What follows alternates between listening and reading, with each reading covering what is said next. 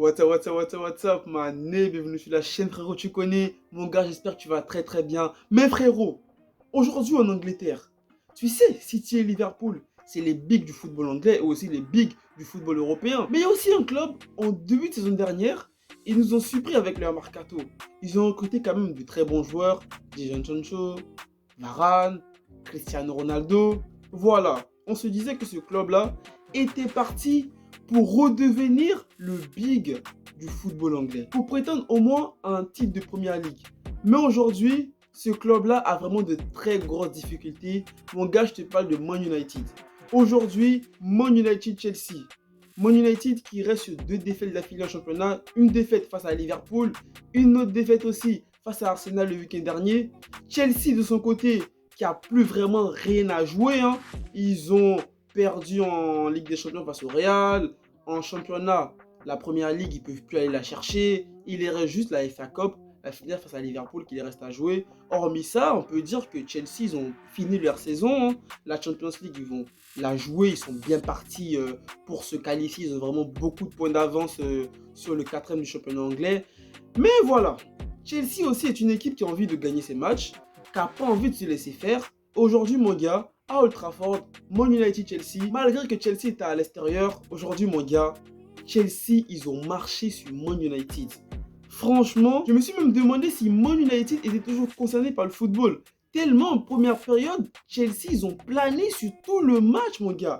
Le seul joueur de Man United, pour moi, qui mérite qu'on le félicite pour ce match, c'est Derrière, mon gars. Derrière, dans ce match, il a fait un match monstrueux. Si Derrière, il n'est pas là aujourd'hui, Man United, je te dis, frérot, ce match, il se prend une grosse valise, frère. Man United, ça y est, les gars, aujourd'hui, ils avaient vraiment besoin d'une victoire pour toujours être concernés, avoir un espoir minime pour la Champions League, pour jouer la Champions League l'année prochaine. Là, aujourd'hui, ils sont 6e. Man United, 6e de la Première Ligue. Derrière Tottenham, derrière Arsenal, derrière Chelsea, derrière Liverpool, derrière City. C'est vraiment un désastre, en fait, cette saison pour Man United. Vraiment un désastre. Jamais ils auraient pu imaginer que la saison se terminerait comme ça pour eux. Franchement, c'est vraiment un désastre. Aujourd'hui, Man United, ils n'ont pas su trouver les solutions. Ils n'ont pas su trouver une manière. Ils n'ont pas su aborder ce match. Pourtant, ils étaient à domicile devant leur public.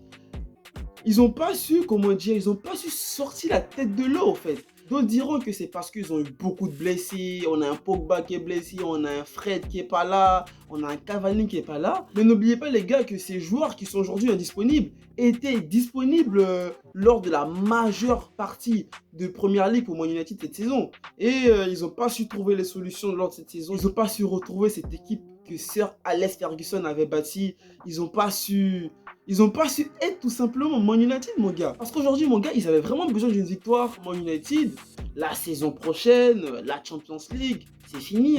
Même pour moi, déjà, c'était déjà fini depuis le week-end dernier. Ils ont perdu face à Arsenal. Parce que Arsenal, c'est un concurrent direct de Man United pour la Champions League. Là, ils perdent face à Arsenal. Aujourd'hui, Chelsea, une équipe du Chelsea qui n'a pas aussi... qui méritait même la victoire, on va dire. Parce que Chelsea, c'était venu pour gagner. Ils ont posé les jeux, ils ont posé leur empreinte sur le jeu, ils se sont procurés des occasions, ils n'ont pas su les convertir. Havertz a eu une grosse occasion en première période, il n'a pas su la convertir. Ils ont eu d'autres occasions aussi, mais comme je l'ai dit, derrière, il a fait un big match aujourd'hui derrière, mon gars. Mais Man United, mon gars, j'espère que pour eux, quand même, l'arrivée de ce nouveau coach, Erik ten Hag et tout, l'ancien, celui qui va devenir le coach, lui, en ce moment qui est coach de l'Ajax, qui va venir en fin de saison ou début de la saison prochaine. J'espère qu'il réussira à trouver les solutions parce que c'est vraiment compliqué. Parce que là, les gars, lorsque je regarde le classement de la Première Ligue, comme vous pouvez le voir, là, Man United, ils sont 6e. Et en plus encore, ils sont 6e. West Ham est 7e et West Ham est que à 3,2 en plus. West Ham est qu'à 3 points de Man United et West Ham a un match en retard, les gars. Ça veut dire que Man United, là même, on parle de Champions League, mais ils peuvent même se retrouver en conférence Europa League. Vous imaginez, les gars, une équipe avec Cristiano Ronaldo se retrouver en conférence Europa League? Mais je savais pas que West Ham était aussi proche d'eux comme ça. Par contre, la place en Champions League, je pense que c'est mort. Déjà, Arsenal a que 33 matchs joués. Man United a 2 matchs de plus qu'Arsenal et ils ont 5 points de retard. en sachant que Arsenal, ils ont rebondi avec une victoire, ils ont fait un très bon match ce week-end dernier face à Man United. Je pense qu'ils vont quand même enchaîner de très belles performances. On a aussi Tottenham aussi qui va essayer d'aller gratter une place de Champions League. Donc moi je pense que les espoirs de Man United sont totalement anéantis, hein, parce que même West Ham est derrière eux et franchement c'est... Les gars, je viens de découvrir ça parce que je savais pas que West Ham était aussi derrière Man United. Donc là, les gars, vous imaginez Man United, hein, ça veut dire là, en parler de Champions League. Ils peuvent se retrouver en conférence Europa League, les gars. C'est un truc de ouf. Là, il faut vraiment une saison totalement ratée. Mais ce soir, Ronaldo, il a quand même réussi à mettre son but. Hein. Il fait un beau contrôle sur le but. Il permet à son équipe d'égaliser direct dans la foulée. Pareil comme face à Arsenal. Hein. Arsenal marque un but et Ronaldo, il marque direct après. Mais hormis ça, en United, ils n'ont pas réussi à vraiment à se créer des occasions. On voit que Bruno Fernandes, au niveau de sa créativité, je sais plus s'il a perdu, mais c'est ouf au fait. Et le mec, il n'arrive pas du tout à... C'est pas le Bruno Fernandes de la saison dernière, en fait. Cette saison, Bruno Fernandes, je le trouve moins créatif, au fait. Et aussi moins décisif dans les matchs. Dernier match face à Arsenal, il manque son penalty et tout ça. Et aussi la défense aujourd'hui qui n'a pas été très solide. Hein. Ils peuvent dire merci à Deria qui était présent, comme je l'ai dit encore. Donc, ouais, les gars, Man United, ça y est, hein. Ils peuvent se retrouver en Europa Conference League, les gars. Hein. Donc, à voir. Comme je l'ai dit, à voir. Hein. Si Eric Ten Hag va réussir à relever ce club la saison prochaine. Et moi, je pense qu'il doit vraiment reconstruire le club. Il y a plein de joueurs qui doivent partir. Les Pogba, les Rashford. Ça y est, c'est bon. Faudrait qu'ils réussissent à... Je sais pas. Ah, c'est Man United, quoi. Faudrait qu'ils réussissent à être Man United. Parce que Man United, les gars, c'est une grosse équipe.